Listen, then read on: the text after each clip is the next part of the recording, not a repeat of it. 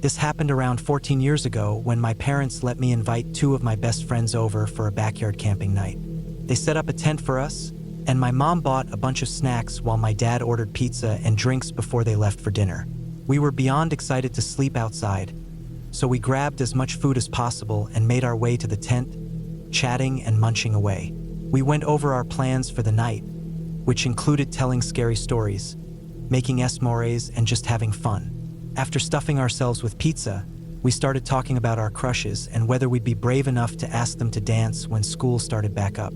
At one point, we tried to make a blanket and pillow fort inside the tent, but it kept collapsing. The whole time, I had this weird feeling like I could hear something outside. I unzipped the little screen window of the tent to peek out, but I didn't see anything. About 5 minutes later, my friend said they also heard something. It sounded like something brushing up against the tent. My friend Emily looked out and suddenly said, "Do you see that? Something dark over there." I looked in the same direction and immediately noticed a flash of white, almost like a Nike logo, moving quickly. Without thinking, I screamed, and my friends followed suit. We bolted straight for the house. Once inside, we ran to the bathroom and locked the door. We tried to stay as silent as possible, but then we heard footsteps approaching. The doorknob started to jiggle. Terrified, we screamed at the top of our lungs while Emily called the police. Just as she was explaining the situation, we suddenly heard my mom's voice telling us to come out. We hesitantly opened the door, and there stood my parents, both looking amused. My dad took the phone and told the police, "Sorry, this is their father. I was just playing a prank on the girls during their sleepover." Looking back, I'm honestly surprised the cops didn't show up, but it was a small town and my dad knew a lot of people. He probably explained the situation to a friend on the force. At first, we were really mad at him, but my dad was known for his jokes, so we forgave him quickly. To make it up to us, he offered to start a fire for s'mores and played some soft music while we sat around the flames. He kept asking if we needed anything from inside or from the store, and it was clear he felt guilty for scaring us so badly. We eventually got tired and crawled back into the tent, where we lay awake chatting until one by one we started to fall asleep. I remember being the last one awake, making sure my friends were comfortable before drifting off. But I was suddenly jolted awake by the sound of crickets and pitch darkness surrounding me. I wasn't sure if I had dreamed it, but I thought I had heard something. One of my friends was snoring heavily, something I hadn't noticed earlier, but I figured they were just really tired. As I tried to relax, the breathing and snoring seemed to grow louder. I sat up, trying to figure out which friend it was coming from. My eyes were level with the tent's screened window, and a chill ran down my spine as I had a flashback of earlier. That's when I saw something move, and then I heard the zipper of the tent door slowly being undone. I immediately assumed it was my dad messing with us again. "Dad, stop it. You already scared us once. I actually want my friends to want to come over again." There was no response. My friends were starting to stir. Annoyed, I added, "Dad, seriously, go away." Then I heard it, a voice that was deeper than my father's, saying, "How do you know it's me?" My whole body froze. The only thing I could think to do was grab my friends' hands and pull them with me. I dragged them out of the tent, and we ran inside as fast as we could. I don't remember anyone screaming. I think my friends were just confused more than anything. I ran straight into my parents' room and told my dad what had happened. He jumped out of bed immediately and rushed outside. We could hear him yelling something, and then he came back in and got on the phone. He told my mom to stay with us while he waited outside. After a while, we saw flashing police lights. My dad spoke with the officers for about 20 minutes before coming back in to talk to my mom first and then to us. He told us that there had been a guy wandering around causing trouble in the neighborhood that night, but thankfully, the police had caught him. My dad apologized for scaring us earlier and was relieved that we were safe. He asked if my friends wanted to call their parents or go home. Emily decided to stay, but May called her mom and left. Emily and I decided to continue our sleepover in the living room instead. My dad helped us build a pillow and blanket fort, making us as comfortable as possible. There were only a few hours left until morning, and we eventually drifted off to sleep. By the time the sun came up, my parents made us breakfast and asked if we wanted to spend the day swimming in the pool. That day was exactly what we needed to shake off the events of the night before. To this day, I'm still friends with Emily, and honestly, I don't think either of us has been camping since.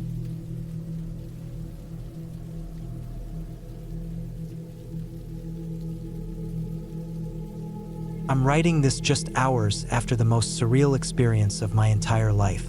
I know that might sound dramatic, but at the time it was absolutely unbelievable. My family and I just arrived at our campsite for the week, and I can't shake the feeling of constantly looking over my shoulder. Even though deep down I know I'm probably fine. Bear with me as I try my best to recount everything, as this is the first time I'm putting it all into words since it happened. Late last night, my family and I left home for our long-awaited camping trip.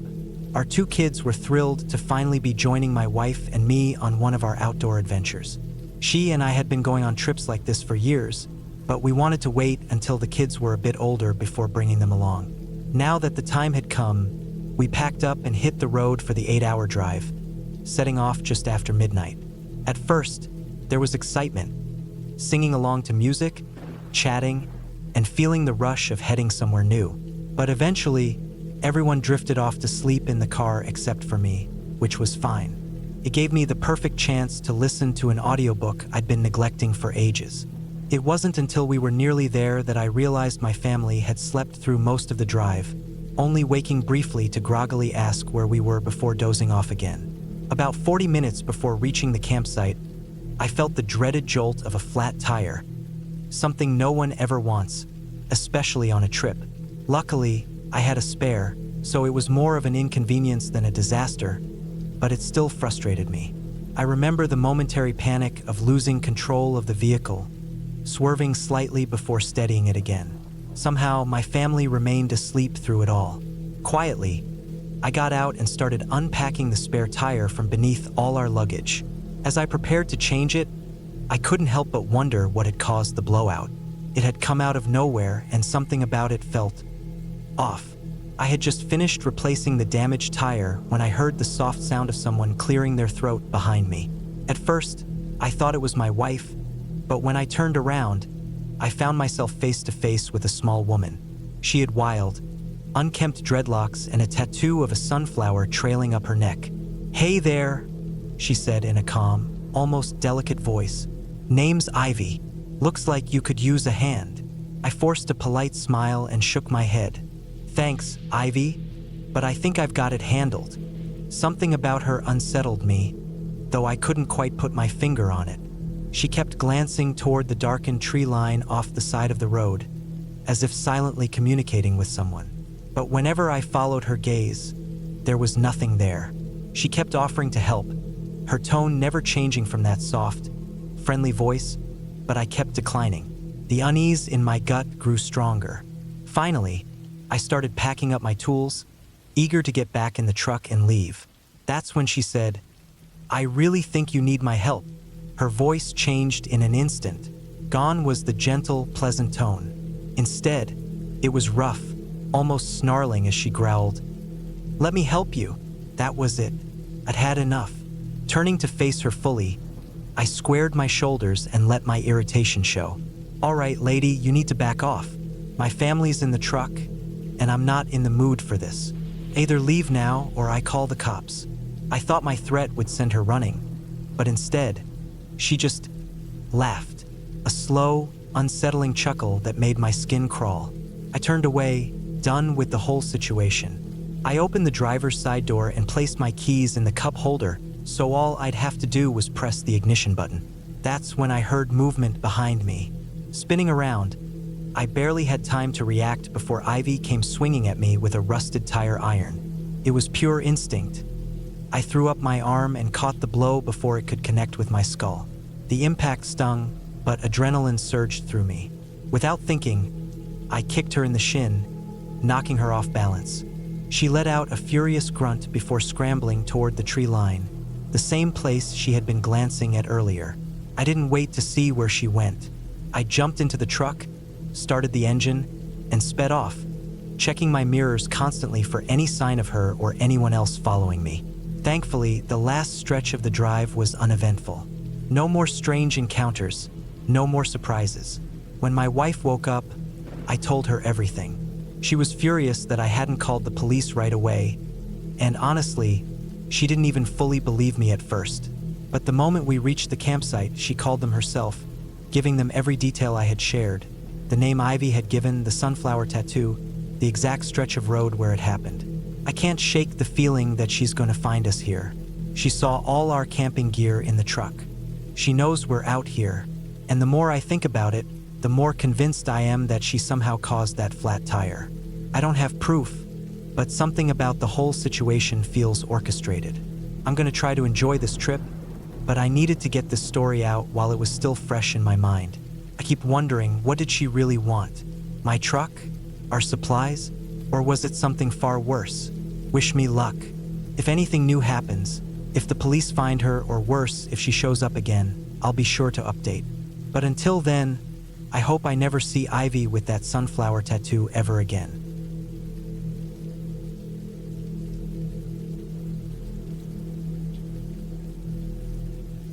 There's a reason I always have to be convinced whenever camping comes up in conversation with friends or family.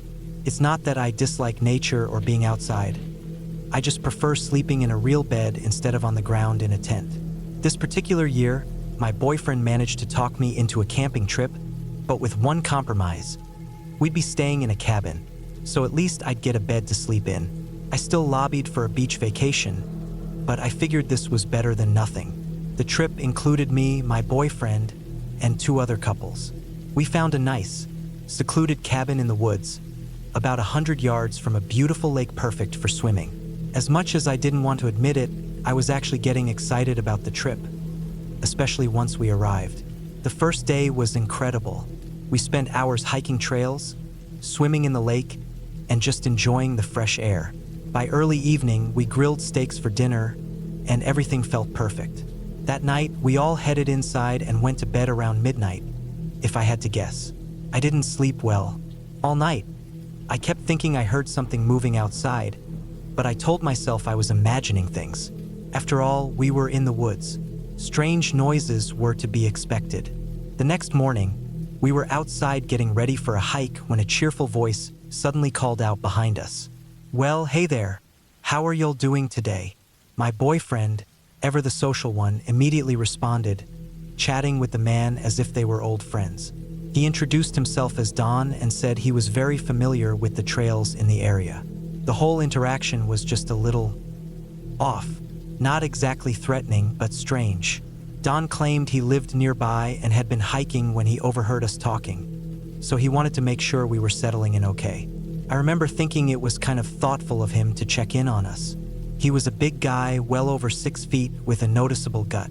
He wore a backpack, hiking boots, and jeans, nothing that seemed out of the ordinary for a local hiker. We thanked him, and with a hearty laugh, he continued on his way. As we hiked later, we joked about Don for a bit, then went to the lake for a swim in the afternoon. While we were lounging on the dock, soaking up the sun, we suddenly heard that same voice again. "There you are." We all jumped. It startled us more than it should have, and when we turned, Don was standing at the edge of the dock. We asked what he was doing there, and once again, he claimed he had just been wandering by and happened to see us. My boyfriend brushed it off, chatting with him casually, but I could tell that my friend Emma's boyfriend and I were both feeling uneasy. During the conversation, Don kept nodding, chuckling, and glancing around like he was distracted. When the conversation ended, he muttered "okay" to himself several times before walking away. It was odd, but not outright alarming. Not yet. That night, we gathered around the campfire, swapping scary stories. For some reason, I couldn't shake an unsettled feeling. Then, without warning, Don jumped out of the bushes, shouting, "Here I am!" followed by loud, excited laughter. We all nearly jumped out of our skin, worse than at the dock. My boyfriend, now visibly annoyed, snapped at Don, telling him to leave us alone and go home. He made it clear that scaring people like that wasn't funny and that Don was lucky no one had reacted badly out of instinct. Don's expression fell. He insisted he was just trying to make our trip more memorable. Then he turned and disappeared into the trees. For a split second, I almost felt bad for him, until I realized it was after 11 p.m. There was no reason for him to be hanging around our cabin that late. The mood for the night was ruined, so we decided to call it early. We headed inside and cleaned up a bit since we were planning to leave first thing in the morning. As I lay in bed, I told my boyfriend I had a bad feeling about Dawn. I couldn't shake the thought that he might show up again. And worse, I started wondering if the noises I heard the previous night weren't just my imagination. Once again, I couldn't sleep. At some point in the night, I heard slow footsteps outside the window, then breathing. I shook my boyfriend awake, begging him to check. He groggily got up, but the moment he peeked out the window, his expression changed. His face went completely pale. In a whisper, he told me he saw someone pacing back and forth outside, and he was pretty sure it was Dawn. I carefully peeked, trying not to be noticed. It was Dawn, and he seemed to be talking to himself. His words were low, garbled, almost incoherent. Then he tried the door handle. When he realized it was locked, he started hitting himself in the head, like he was frustrated with himself. After pacing a bit more, he finally wandered back into the woods. We were terrified. We had no idea what to do. My boyfriend called the cabin's owner and let him know what was happening while also dialing the police. When an officer arrived, we explained everything that had happened that day, including Don's behavior. The cop barely reacted. He nodded along like he was just humoring us. It was obvious he didn't think it was that serious. We stayed awake, making coffee and counting the hours until sunrise. As soon as daylight hit, we packed up the van and got out of there. As we reached the main road, we saw Don again, just walking by himself, still muttering and occasionally hitting his head. We immediately called the dispatcher to report his location, mentioning that he had tried to get into our cabin the night before. And that was the end of it for us. I don't know if the cops ever picked him up or if he just disappeared back into the woods. I wonder if he really does live nearby or if he was just some strange drifter looking for trouble. Either way, I know one thing for sure. They can go camping without me from now on.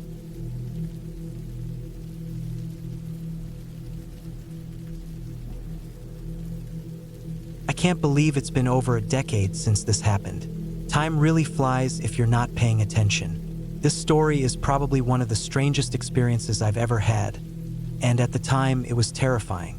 I had just started dating my girlfriend, and because of our busy schedules, I barely got to see her. As a guy in my early 20s back then, I wanted nothing more than to spend time with her. Unfortunately, finding any alone time together seemed impossible. We both still lived with our parents, and privacy was rare. We had only been together for a short while, but I was already frustrated. It felt like she always had something planned, and I was just an afterthought.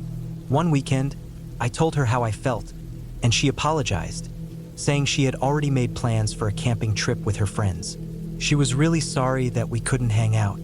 I was beyond frustrated and nearly considered breaking things off before they went any further. That same day, after she had already left for the trip, she texted me and said, "I know this is last minute, but my friend said you could come if you want to meet us here." I hated camping, but I wasn't going to pass up a chance to be with her. The campsite was about a 40-minute drive from my house, so I packed my bag and set off. The place was unusual. It wasn't deep in the woods, isolated like I had imagined. Instead, it was a large, open clearing surrounded by trees, with dozens of other campers spread around. It didn't feel private, and it wasn't what I thought of as real camping. When I arrived, I finally met all her friends for the first time. They were great people. Fun, outgoing, and full of energy. The total opposite of my girlfriend, who was more quiet and reserved. I was actually excited to hang out with them. While we were all hanging out, I noticed multiple trails leading into the woods. Curious, I wandered onto a few of them and realized how vast the area was. It finally started to feel like the type of camping I had imagined. That evening, we grilled some food on a portable grill and played card games. When the sun set, we had a few drinks using special containers since alcohol technically wasn't allowed. Around 11 p.m., 2 people approached our group. I'm not sure if they were park rangers or just campsite managers, but they were clearly in charge of the area. They aggressively shined their flashlights at us and demanded to know why we were still awake. We all laughed, confused by their attitude. One of my girlfriend's friends, in a cocky tone, replied, "Why wouldn't we be? It's our vacation. We're just hanging out." One of the rangers snapped back, "There's a strict 10 p.m. curfew. Lights out." We thought it was a joke at first. The same friend, still annoyed, said, "I paid good money for this campsite, and you're telling me I have to go to bed early? You can't be serious."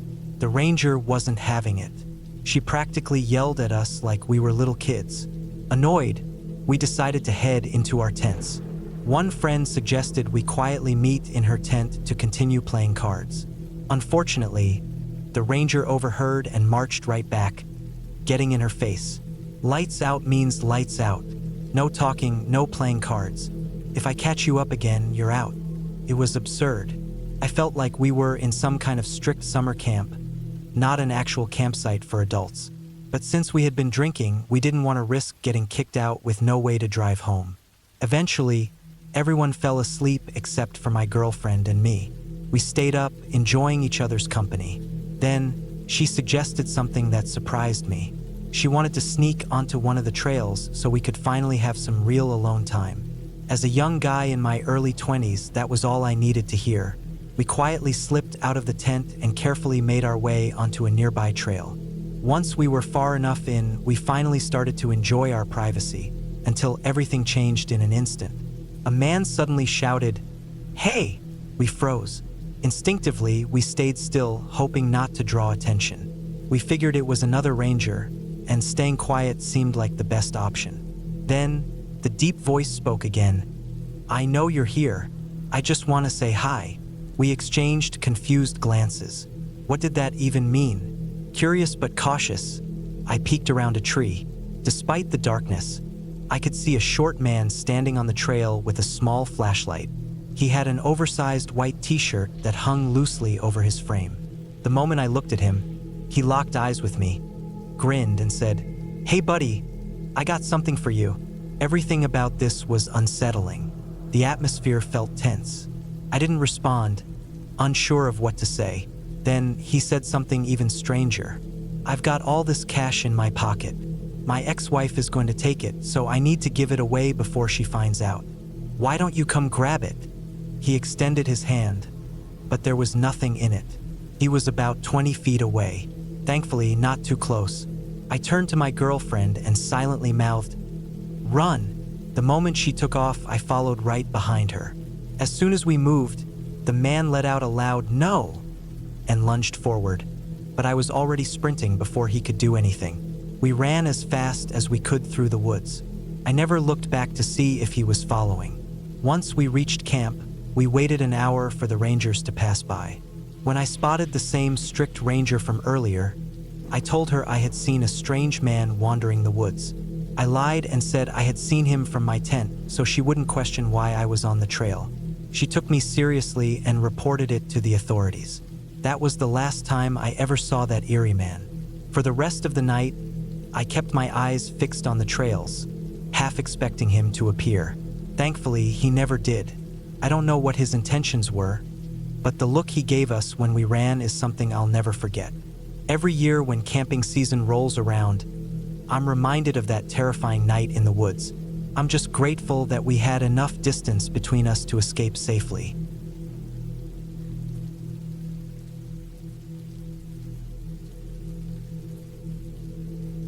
This eerie incident happened to me several years back when my wife and I were still dating. On a whim, we decided to go on a camping trip. I never really camped much except for a handful of times with a buddy, but my girlfriend grew up camping with her family and had been wanting to go again. She thought it would be a great opportunity for the two of us to get away from the constant noise of the city where we lived at the time. She went all out and bought a bunch of new camping gear, including a spacious tent. It was pretty big for just two people, but I didn't mind. More room was always a plus, especially since I was on the bigger side back then. One feature I really liked about the tent, which I later learned most tents have, was a small window. I liked the idea of being able to see outside at night, and knowing that morning sunlight would stream in made it feel a little more comforting. We reached our secluded campsite in the afternoon. Since we were only staying for 2 nights, we wanted to make the most of our trip. That first day, we didn't do much. Just set up camp, relaxed, and turned in early. I loved the little window on the tent. While lying in my sleeping bag, I could look out at the sky, which was stunningly clear and full of stars. Just as I'd hoped, the next morning, light poured in through the window, making it feel almost like waking up at home. We got up early and made the most of the day, fishing, hiking, and just enjoying the sun. Even with all that activity, we still found time to just lounge around, read, and unwind. By nightfall, we were exhausted and had no problem settling in early again. Neither of us had ever been night owls. As we got cozy in the tent, I made sure to keep my little window open. As I was drifting off, I thought I noticed something move outside. I wasn't sure if I had briefly nodded off and imagined it or if I had actually seen something. I sat up, and before I could get a better look, my girlfriend whispered, "Did you see that too?" I told her I wasn't sure, but I thought I had seen movement. We both sat there, peering through the small window. Everything seemed quiet and normal at first, and then my girlfriend gasped. It was a sharp, breathless sound, like all the air had suddenly been sucked out of her lungs. I turned to see what had startled her, and that's when I saw it. Sitting on a thick tree branch about 30 or 40 feet away was a person. They were wearing one of those unsettling rubber masks, one of those exaggerated, cartoonish ones that resemble a famous figure. And they were just sitting there, swinging their legs like a kid on a playground. We were frozen, terrified. We hadn't seen a single other person at this campsite, not once. And yet here was this masked figure, way too close for comfort. I felt a lump rise in my throat, and my girlfriend was already in tears. The person wasn't doing anything outright threatening, but the situation itself was enough to send a wave of dread through both of us. We watched as they sat there for what felt like an eternity, probably just a few minutes, before they suddenly jumped down from the branch. They didn't come any closer, but the fear that they might rush toward our tent at any moment was suffocating. Instead, they paced back and forth, slow and deliberate, before stopping completely. They stood there, motionless like a statue, and then, without warning, they turned to face our tent directly. We could hear them chuckling under the mask. Then they raised their hand and waved at us. Not a normal wave, a frantic, exaggerated motion, like they were trying to shake something loose from their wrist. It was unsettling. Just as abruptly as they had started waving, they stopped. And in a muffled voice, barely audible through the mask, they called out, "Bye, guys." Then, without hesitation, they bolted full speed into the forest. We sat there in stunned silence, staring out through the window for the rest of the night. Maybe we dozed off here and there, but neither of us got any real sleep. The masked person never returned, and by morning, there was no trace of where they had come from. That was the most disturbing part. How long had they been there? Had they been watching us long before we even noticed? We were lucky, I suppose. Nothing actually happened to us physically, but mentally, it messed us up for a long time. We still go camping sometimes, but we made one big change. Now we only stay in cabins with doors that lock.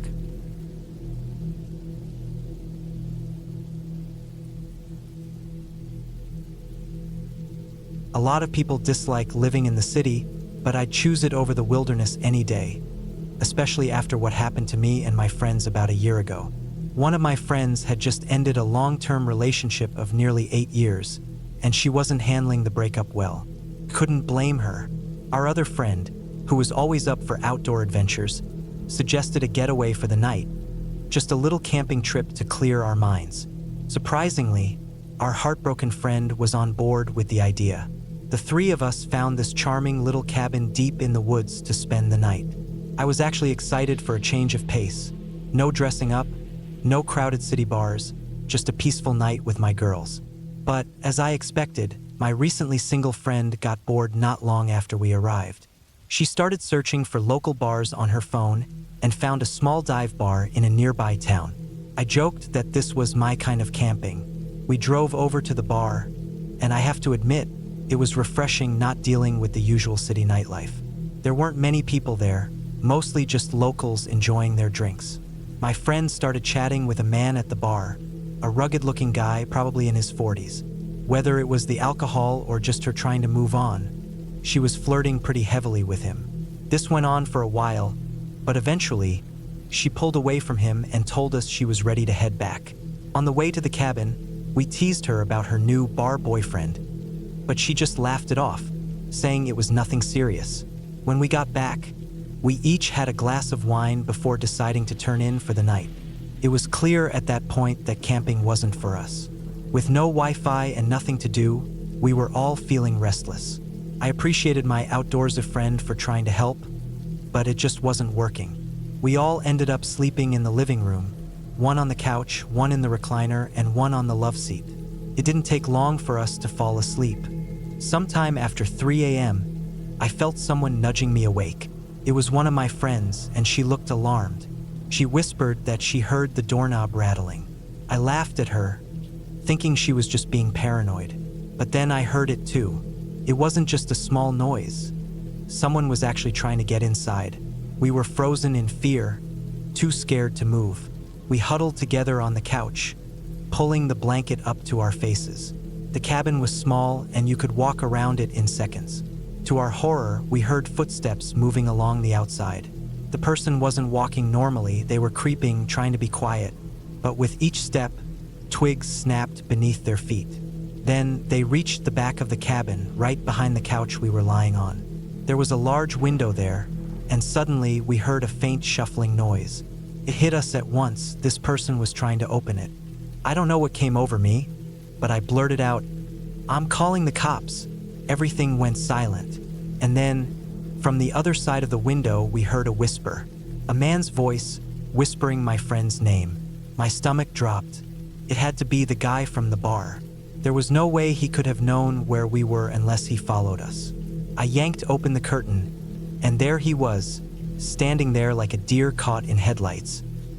He raised his hands like he was the one in trouble, then suddenly turned and bolted.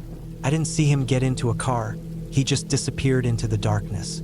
We immediately called the police and reported what could have been an attempted break-in. I have no idea if anything came of it since we left at dawn, right after the officers were done. It wasn't until the drive home that we started putting everything together. We had arrived at the cabin before midnight. This man didn't try breaking in until after 3 a.m. That meant he had to have followed us, watched us for hours, and waited until we were asleep to try getting in. The thought of him lurking outside that whole time still makes me sick. I'm so grateful my friend woke up when she did. Otherwise, I don't even want to think about what could have happened. The scariest part? We later realized the back window had been unlocked the whole time. He could have gotten in easily. In a strange way, the trip actually helped my friend. The whole experience shook her so much that she saw things in a new light. She realized how lucky we were to get away unharmed, and it pushed her to focus on healing from her breakup. As for me, I'll take city life over the woods any day.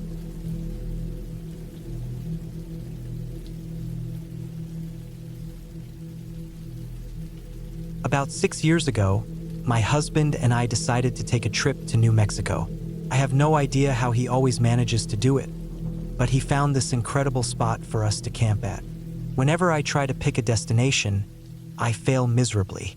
It's one of the many things I love about him. He always has a solid plan and keeps us on track, which is great because I'm the most indecisive person I know. We were allowed to camp anywhere we wanted within this area. I drove our SUV to what seemed like the perfect spot, and we started setting up our tent, grill, music, and everything else we needed for an amazing trip. Our plan was to stay for 6 nights, but unfortunately, we only lasted 3. I have no doubt you'd leave too if you experienced what we went through that 3rd night. The first couple of days were fantastic. Unlike a lot of campgrounds across the US, this part of the country felt different. Maybe it's just me because I grew up in the Midwest, but when I think of camping, I picture forests, lakes, and old horror movies. Instead, this area had rocky hills, dry terrain, and a completely different kind of plant life than I was used to. I was captivated by the landscape and determined to soak in every moment. The best part of the trip was the solitude. In 3 days, we hadn't encountered a single person. While that might sound unsettling to some, for us it was ideal. Then came the dreaded third night. The day had been just as incredible as the previous ones. We hiked through some rough trails and were more worn out than usual. That night, we decided to take it easy and got into our tent early. I remember checking the time. It was just after 9 p.m. Not long after, I drifted off to sleep, and my husband did too. Hours later, I was jolted awake by him shaking me. I turned to him, worried, and asked what was wrong. He pressed a finger to his lips, signaling me to be silent, and pointed outside the tent. I stayed quiet, but I wasn't sure what I was supposed to be listening for. He leaned in close and mouthed, "I think there's an animal out there." I almost laughed, thinking it was amusing that he was so nervous about a wild animal. Looking back, that was a foolish reaction. There were plenty of creatures in the area that could have torn us apart if they wanted to. I listened more intently, but at first I heard nothing. Then the sound came, a growl. It was the strangest growl I had ever heard. I'm no wildlife expert, but something about it was off. It wasn't deep and guttural like a bear's growl. It sounded weak and strange, almost like someone imitating an animal. I wondered if it was a wounded creature or perhaps a sick coyote. I had read once about a rabid coyote attacking people, and that thought sent a chill down my spine. The footsteps outside the tent were light, so whatever it was had to be small, like a coyote. I didn't want to take any risks. When I heard the creature move a short distance away, I slowly unzipped the tent and whispered to my husband to head straight for the SUV. Once the zipper was fully open, we glanced around but didn't see anything. We wasted no time, jogging to the vehicle, unlocking the doors and jumping in. Inside, we locked the doors and peered through the tinted windows, trying to spot whatever had been making that eerie sound. Minutes passed, but we saw nothing. No movement at all. I knew something had been there. I had heard the footsteps, and we had both heard the growl. Just as my husband started to relax and drift off, I gasped, shaking him awake. What I saw wasn't an animal, it was a person. He was wild-looking, with long, tangled hair and an unkempt beard. He hunched forward as he moved, still making that same bizarre growling noise. I felt a surge of anger and was about to open the door and confront him, until I saw what came next. 3 more figures emerged from the darkness, stepping into our campsite. They whispered and chuckled among themselves, their voices barely audible. 3 of them held long objects, sticks, or at least I thought they were. One of them suddenly lifted his makeshift weapon high above his head and swung it down hard on our abandoned tent. I heard one of them yell something, and it clicked. He had expected us to still be inside. In that instant, my instincts kicked in. I turned the key in the ignition, slammed my foot on the gas, and sped away, leaving the tent and those strangers behind. I didn't glance back. I didn't care about seeing their faces. I just drove as fast as I could, desperate to put distance between us. As soon as we had cell service, my husband called the authorities. He spoke to someone, possibly a park ranger, who followed up a few times. We never returned for our tent or any of our belongings, which we were completely fine with. The park ended up fining us for abandoning our campsite and leaving before our reservation was up. The authorities were sympathetic, but the campground staff didn't care what had happened and still made us pay the penalty, citing their policies. At the end of the day, it was a small price to pay for our safety. I can only hope that those men were caught and prevented from ever terrifying anyone else again.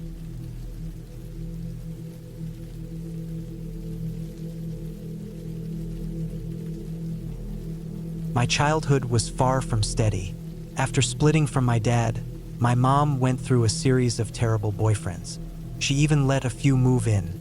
Around the time I was 15, she married a man named Rick, whom she met at the bar where she worked. Rick was a complete jerk who tried and failed to replace my father.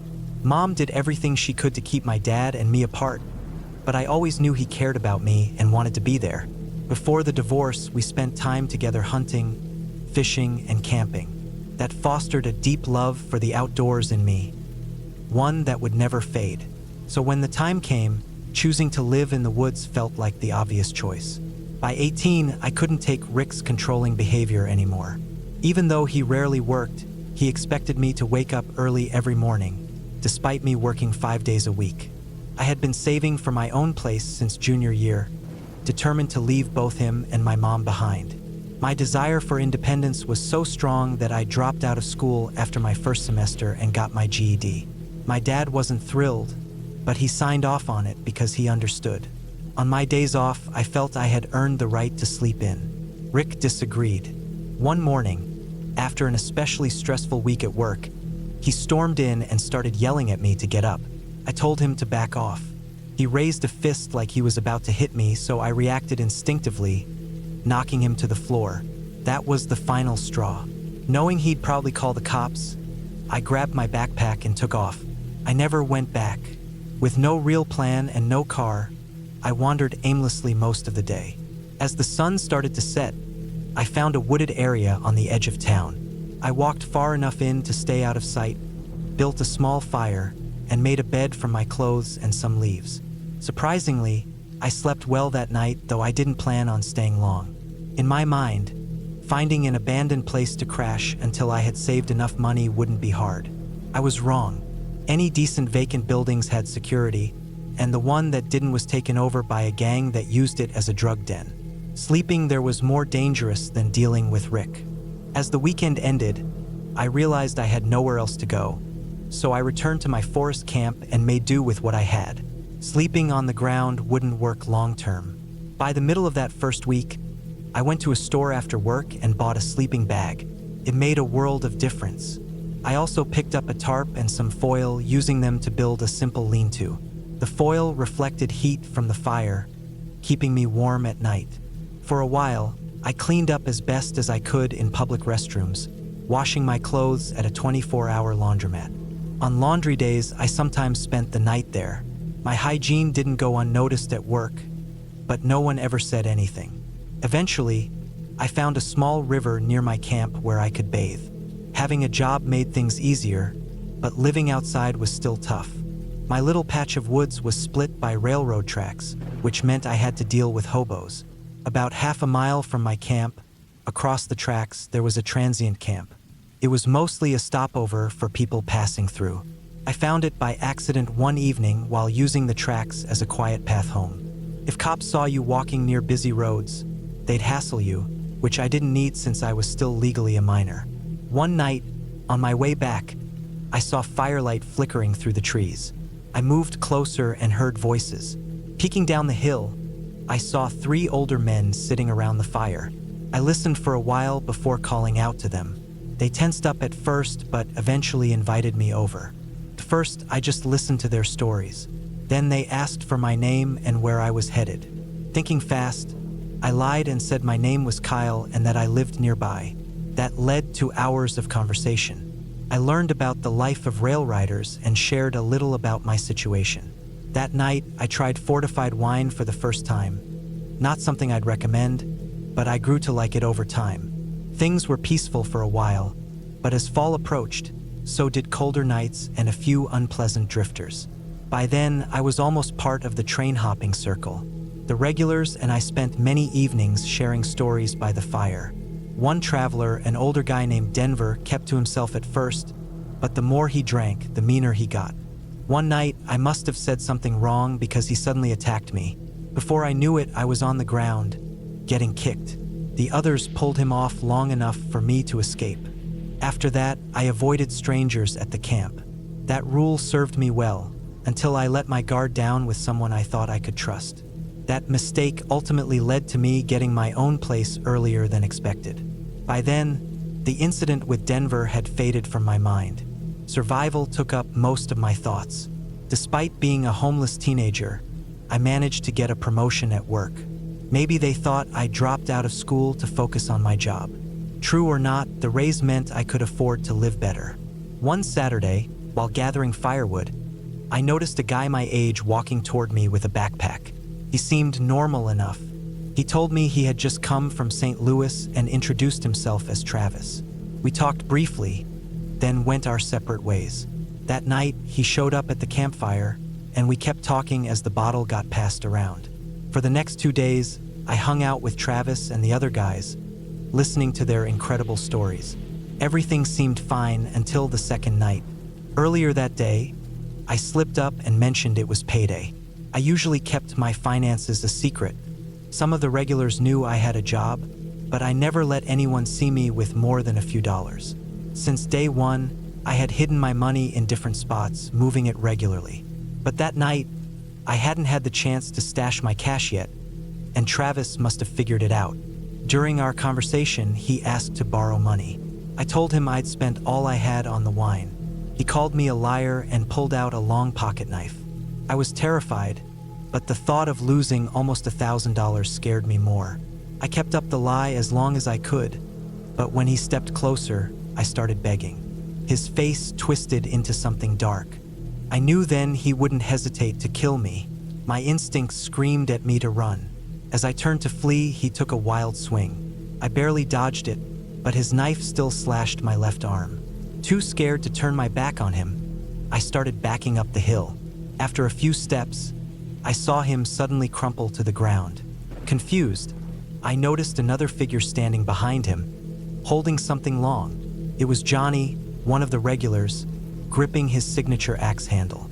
Johnny had overheard Travis calling me moneybags earlier and knew something was up.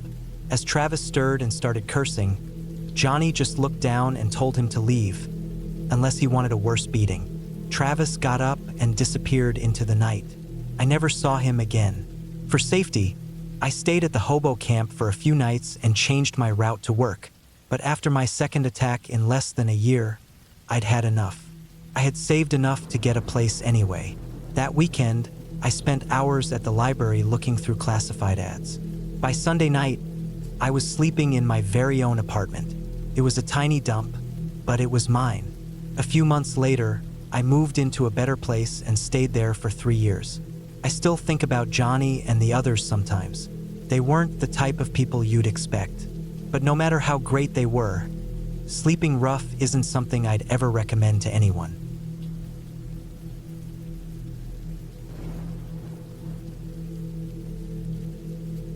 When I was younger, I always dreamed of joining the Scouts. Back then, it was still a respected organization that taught useful survival skills. I think I was around 11 when I finally convinced my mom to let me sign up. She was unsure at first. Where she grew up in Ukraine, groups like this were basically military prep for kids.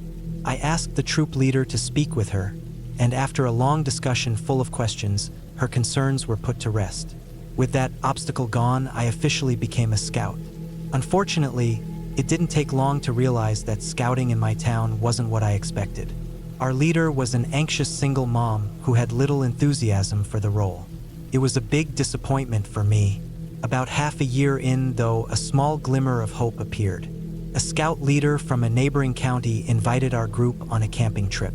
This was one of the biggest reasons I had wanted to join in the first place. I had always loved camping with my family, but after my parents split up, those trips had stopped. Early on a Saturday morning, the scout leader picked us up and drove us to the campsite. The group was small, maybe 8 or 9 kids total. Once we arrived, he gathered us and explained how to set up our tents. Each tent housed 2 boys, but since we had an uneven number, I ended up with my own. One by one, the leader showed us where to go, and we all got to work. Some needed help, but overall, things went smoothly. The rest of the morning was spent learning first aid and basic safety. I was paired with a leader and became the example for everyone else. For the next few hours, I was wrapped in bandages and carried on a makeshift stretcher. It was fun at the time, and as I would soon find out, it was also very useful. Once first aid training wrapped up, we had lunch and a short break.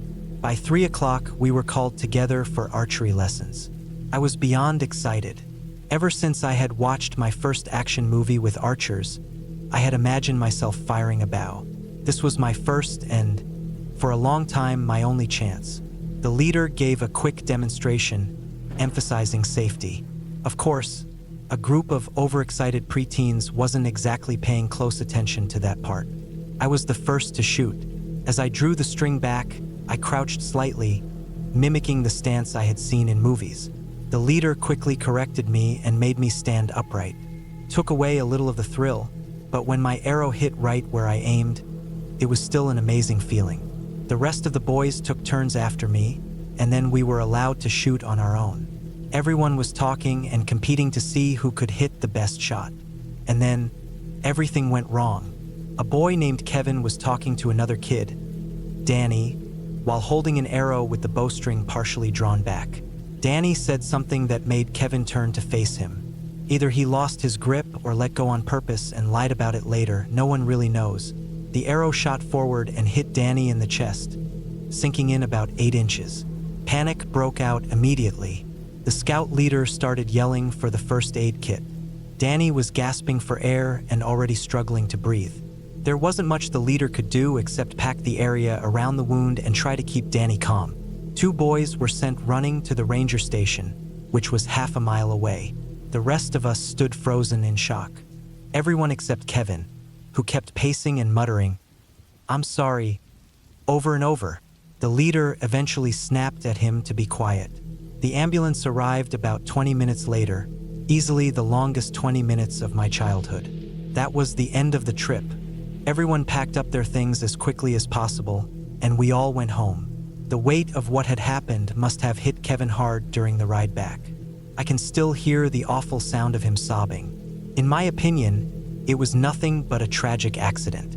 But some of the others had a different version of events. According to one kid, Danny had called Kevin an insult. One no boy our age wanted to hear, and Kevin shot him out of anger. Only Kevin knows the truth, and he has never spoken about it. I didn't find out what happened to Danny until the next morning. He had gone into emergency surgery, and it had been successful. The arrow had punctured his left lung, missing his heart by just an inch. In the end, he made a full recovery. Kevin was probably the most relieved to hear the news. Everyone agreed it had been a terrible accident, and no charges were filed. A few months later, Kevin formally apologized to Danny, and from what I heard, Danny accepted.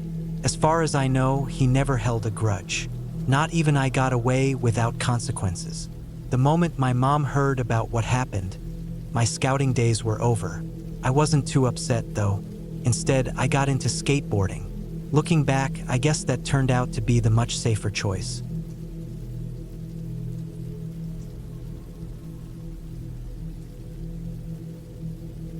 The story takes place in the summer of 2006. For the past few years, I had been trekking the trails of a nearby national park. The hour-long drive to the park went as smoothly as ever before I pulled into a spot near the ranger's office and informed him of my plans. After a final check of my gear, I set off on my 2-mile hike toward my usual campsite.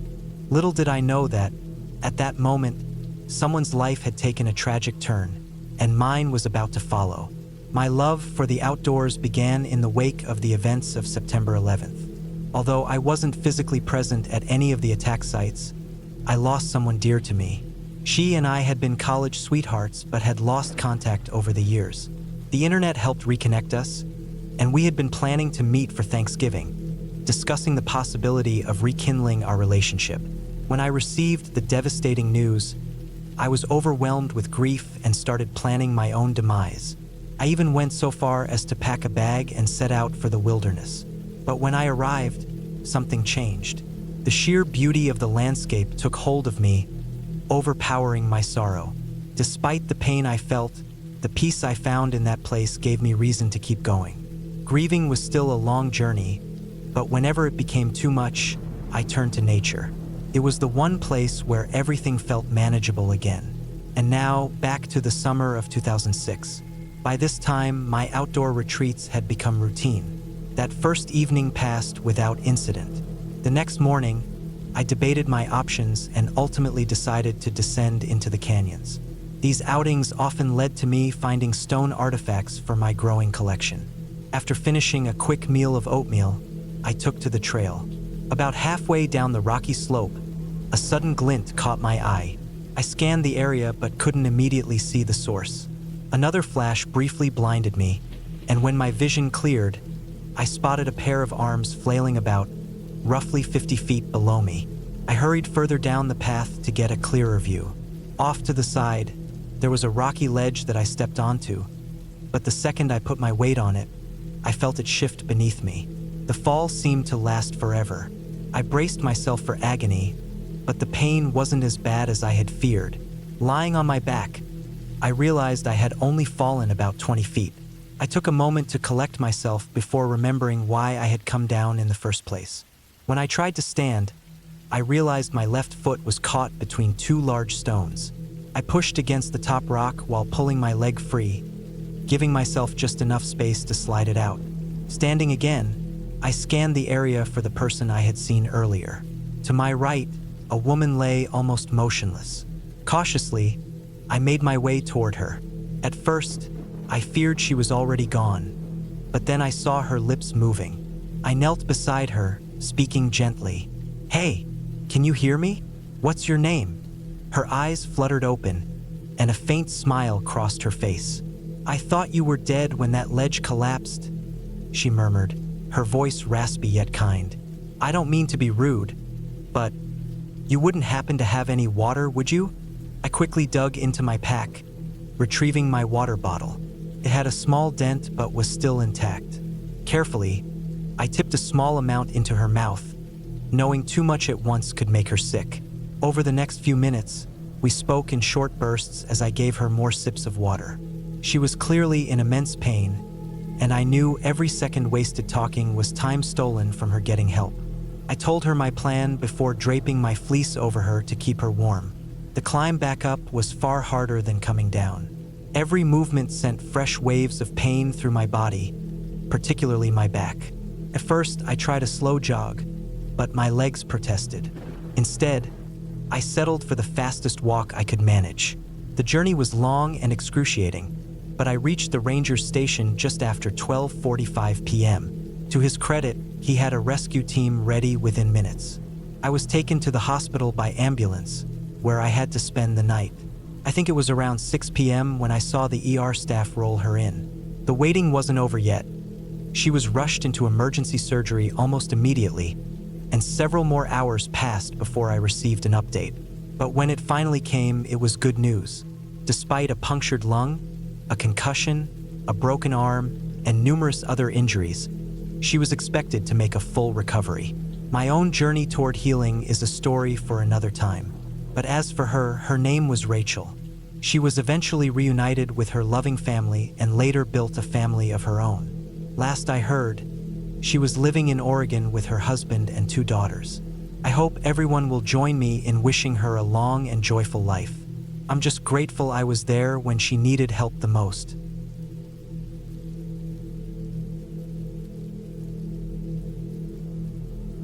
This is something that happened to my wife and me last year, right after the lockdown restrictions were lifted in our area. As soon as it was safe to do so, we packed up our gear and headed out for a hike in a nearby national park. It was something we had done pretty often over the years, even before we got married. Speaking for myself, I had really been looking forward to it. Our plan was simple: hike to a specific lake, spend the night there, and then make our way back to the car the following day. The weather was warm and clear, and the trails were in great condition, nice and dry. For most of the morning, we hadn't seen another soul on the path. Around midday, we decided to stop for lunch at a designated campsite about halfway to the lake. As it turned out, we weren't the only ones with that idea. Another couple was already there, sitting at a wooden picnic table. We asked if we could join them, and they happily agreed. Before long, the 4 of us were chatting about our hike, sharing what we'd seen along the way and discussing our destinations. The couple told us they were on their honeymoon, which absolutely delighted my wife, who is a hopeless romantic. She immediately launched into the story of how we met, along with other sentimental details that I don't bother remembering. By the time 2 hours had passed, we finally said our goodbyes and continued on our way. We reached the lake about an hour before sunset, exhausted and hungry. I got a fire going while my wife, Lisa, prepared a small meal, and I set up our tent. That night, we relaxed by the fire, roasting marshmallows, and eventually turned in around 10 p.m. I woke up just before dawn and got the fire going again to make breakfast. We repeated our roles from the previous evening. Lisa cooked while I packed up our tent. Before leaving, we made sure the fire was completely out. Then we set off for the return trip. By 10 a.m., We had reached the halfway point, but decided to keep moving instead of stopping for a break. A couple of hours later, we unexpectedly ran into the husband from the couple we had met the previous day. Strangely, his wife wasn't with him. Lisa asked where she was, and he told us she had started feeling sick the night before and had decided to go home. Something about the way he said it felt off. He seemed nervous, avoiding eye contact with either of us. Before we could ask anything else, he added that his wife had insisted he finish the hike without her. It sounded a little odd, but we had no reason to doubt him. Just then, a group of hikers appeared, and the man quickly excused himself to talk to them. I wasn't the type to pry into someone else's relationship, so I let it go. Lisa, on the other hand, seemed hesitant to move on, but I reminded her of the plans we had for that evening. She reluctantly agreed, and we continued our journey. We reached the parking lot not long after and packed up our gear. There were a few groups of people chatting in small clusters. As we were pulling out, several more cars, including a park ranger's truck, were arriving. I didn't think much of it at the time. We made it home that afternoon and went about our usual routine. It wasn't until the next morning, during breakfast, that we heard the news. I had just poured myself a cup of coffee and turned on the TV when I saw the report. A female camper had been found dead. When her photo appeared on the screen, I nearly choked on my coffee. It was the same woman we had met just 2 days earlier. I called for Lisa to come into the room, needing to confirm what I was seeing. I wasn't wearing my glasses, so I pointed at the screen and asked, "Isn't that the woman from the honeymooning couple we met?" Lisa stared at the TV for a moment before gasping in shock. Moments later, a wedding photo of the couple was displayed on the screen.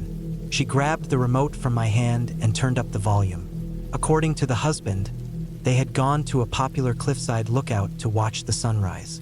Lisa and I had been there ourselves a couple of times before. He claimed that as they were getting ready to leave, his wife lost her footing and fell hundreds of feet to her death. It was certainly possible, but something about it didn't sit right with me. Why hadn't he mentioned anything about it when we saw him? And what was with the whole "she got sick and went home" story? The timing didn't add up. It couldn't have been more than a few hours after the incident when we spoke to him. His behavior made no sense. If something like that had happened to me, I would have been an emotional wreck. On top of that, we had passed at least 15 other hikers that morning, and not one of them had mentioned anything about an accident. Lisa agreed that something felt wrong, and as much as I hated to admit it, her instincts about these kinds of things were usually spot on. Just don't tell her I said that. After discussing it at length, we decided to contact the authorities.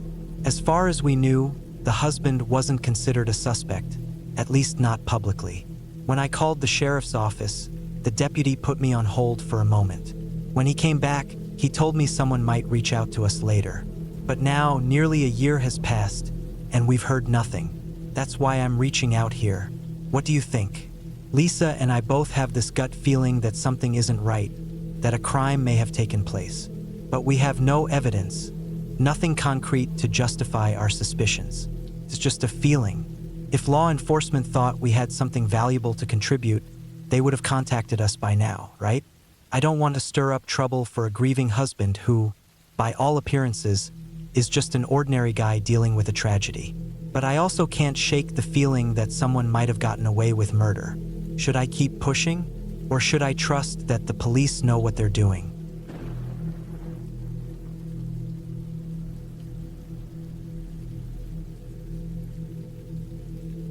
It was around 2010, and I was still living with my parents. We had moved into the neighborhood when I was 12.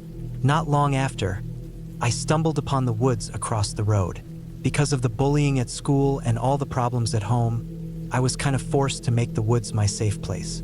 The neighborhood didn't have many kids my age, and the ones who were around were older. Among other things, the environment made me a very anxious kid. I spent most of my free time alone. One day, curiosity got the better of me, and I wandered into the woods. It seemed like I was the only one out there, which, oddly enough, gave me a sense of security, something I hadn't felt in a long time. I found a small ring of oak trees that created a hidden clearing and made it my personal hideout. Over time, I started spending more and more time in those trees. One night, I even accidentally fell asleep there and spent the whole night outside. I was sure my parents would lose it, but they hadn't even noticed. That was all the encouragement I needed. I started camping out in my hideout every now and then. At first, no one ever noticed I was gone. I quickly realized I needed some camping gear. I tried bringing things from home, but they wore out fast. Asking my parents for money was out of the question, so I started going door to door, offering to mow lawns.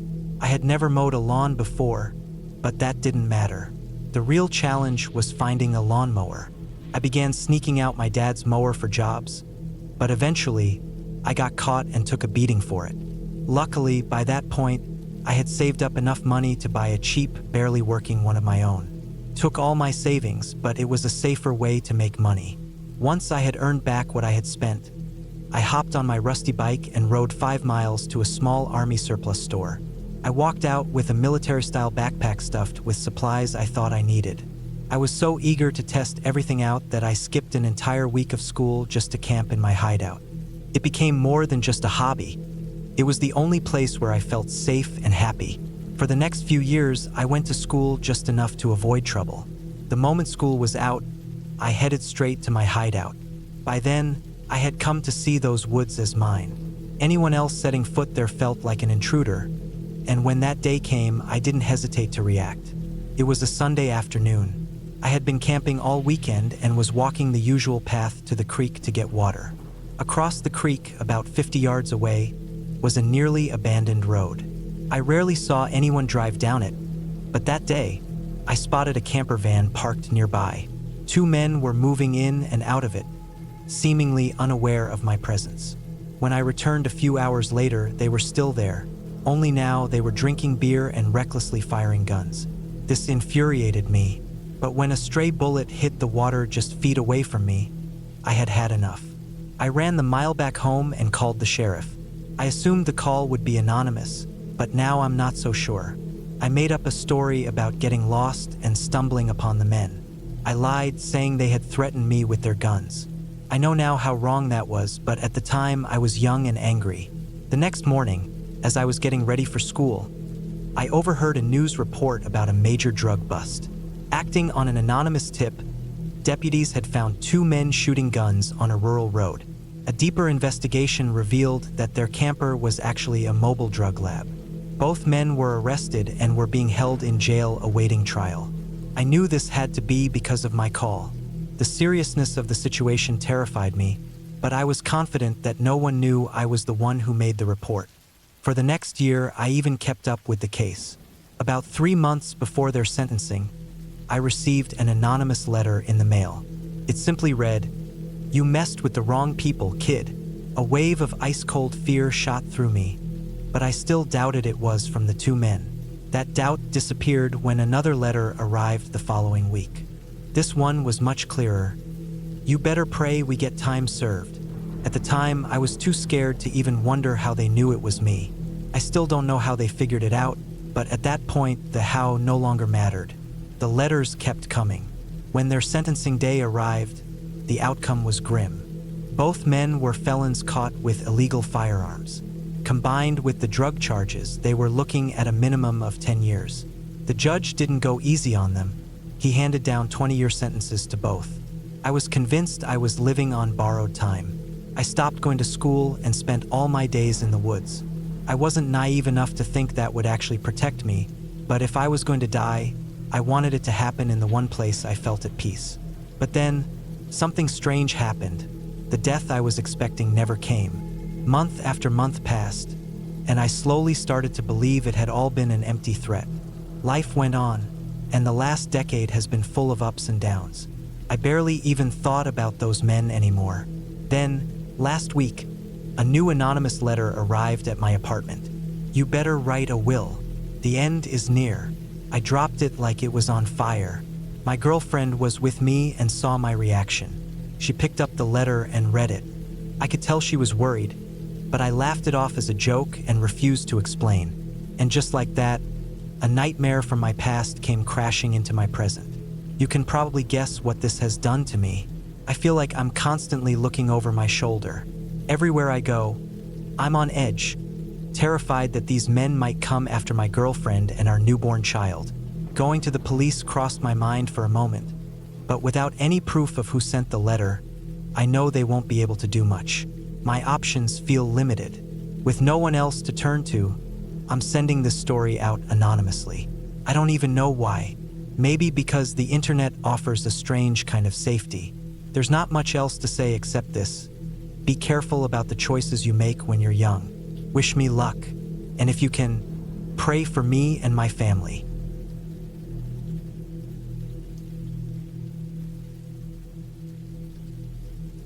In the early summer of 2018, I finally set off on my long-awaited camping trip out west. I had spent nearly 2 years planning it, and it would be my first opportunity to camp while bringing firearms along. The drive to the destination was an adventure in itself, teaching me much about a region of the country I had never truly explored before. Upon arriving, I parked my SUV and sent a quick message to my contact to confirm I had made it safely. After reviewing my plans one final time, I began the long trek to my campsite. The first day went by without incident. The weather was so pleasant that I decided to sleep beneath the open sky next to my fire. The sense of freedom I felt was unlike anything back home, where everything always seemed full of restrictions. The following day was just as peaceful. I took my time walking and soaking in the beauty of the wilderness around me. Sometime after 1 in the afternoon, I reached the spot I had scouted beforehand for my campsite. A quick scan confirmed that it was a good choice. Within minutes, I had everything set up and was preparing lunch. After eating, I felt myself getting drowsy but decided it was the perfect moment to do some target shooting instead. After all, that was one of the main reasons I had come out here. Roughly 200 yards from camp, I found a dried-up creek bed that looked like a safe place to practice. I set up a few steel targets and began firing away. I can't describe the exhilaration I felt. It must have been similar to how the old frontier explorers had lived. After going through a box of 7.62 rounds, I was in the middle of reloading my rifle when the sound of distant gunfire echoed through the hills around me. My curiosity got the better of me, and I set off to investigate. The shots continued as I moved, and it became clear they were coming from multiple firearms. That realization made me uneasy. Something in my gut told me that I wouldn't be welcome there, so I made the call to head back to camp. Even now, I both regret and appreciate that decision. Back at my campsite, I debated what to cook for dinner. Not long after I returned, the gunfire ceased. I assumed whoever had been shooting had moved on, and that the rest of the evening would be uneventful. Once I finished cleaning my firearms, something that took about an hour, I relaxed by the fire. Sleep crept up on me again, and rather than making a big meal, I settled for a sleeve of crackers and some bacon-flavored spray cheese. As the sun dipped below the trees, I took it as my cue to turn in for an early night. Sometime after dark, a noise jolted me awake. My heart pounded as I peeked out of my tent, but I saw nothing. Figuring it had just been a dream, I laid back down. The moment I closed my eyes, it happened again. A terrifying scream cut through the silence of the night. Aside from the cries of a rabbit being taken by a predator, it was the most chilling sound I had ever heard. The scream came again, this time followed by a woman's desperate cries for help. My blood ran cold. What was I supposed to do? For a moment, I considered grabbing my rifle and charging off into the dark. I knew exactly where the sound was coming from, the same direction as the earlier gunfire. But common sense won out and I stayed put. One final plea for help rang out, followed by a single gunshot. I lay frozen, paralyzed with fear, waiting for dawn, convinced that death would be coming for me next. By the time the first light appeared, my feelings of adventure and confidence had vanished. Minute by minute, I counted down until I could make my escape. My gear was packed in record time, and I was moving as fast as I could. What had taken me a day and a half to hike just days before, I covered in less than a single day on the way back. It felt like a miracle that I had made it out at all. Every few minutes, I glanced over my shoulder, rifle clenched tightly, expecting to see pursuers that weren't really there. By the time I reached my SUV after nightfall, I had never been happier to head home. Relief washed over me, but it didn't last. the guilt quickly followed. As far as I could tell, I had heard a woman in desperate need of help, possibly even murdered, and I had done nothing. The entire drive back, my mind was at war with itself. One moment, I hated myself, calling myself a coward. The next, I reminded myself that I had been outnumbered and there was nothing I could have done. Both were true. I was a coward, frightened like a child watching their first horror film. But rushing off into the unknown against multiple armed assailants would have been reckless beyond belief. Even so, the shame of my fear lingers to this day. Any man can understand why. Coward or hero, it hardly mattered. The real question was whether I should report what I had heard. That single word, witnessed, was what complicated things. I hadn't really seen anything. I had only heard screams and gunfire in the middle of nowhere. Without real evidence, I would be nothing more than a nuisance to law enforcement. That was my punishment, an endless weight of guilt for choosing logic over human decency. It would be months before I finally uncovered the truth about that night. For a long time, I was too afraid of what I might learn. But eventually, I found the courage to seek it out, and the reality was a mix of horror and relief. To put it briefly, I had unknowingly set up camp about a mile from an outlaw motorcycle gang's gathering spot. Earlier that day, they had arrived at their usual site to fire off weapons they weren't legally allowed to own. Unfortunately, they had also kidnapped a young woman, a solo backpacker. After putting her through unimaginable suffering for hours, they finally let her go.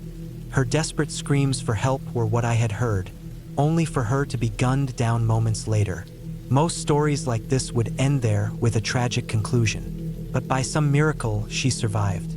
Somehow, she managed to drag herself to the highway, where she was found and taken to a hospital. After a week of treatment, she was released. Knowing they were caught, the bikers took plea deals that ensured most of them would spend the rest of their lives behind bars. While I was relieved that the victim had survived, the what-ifs still haunt me to this day. I have never shared this story before now, and using a throwaway account means I likely never will again. If you read this and think of me as a worthless coward, I don't blame you. I didn't write this for people like you. I wrote it for those who believe it's better not to get involved in other people's problems. I understand now why you feel that way. Many good people have suffered for doing what's right. If you step in to help someone, it might ruin your life. But I can tell you from experience, that burden is nothing compared to the weight of guilt you'll carry for the rest of your life. The truth is simple. We share this world. If we have the ability, we should help those in need. Because one day you might be the one calling for help. And you'll pray that someone, anyone, is willing to stand between you and death.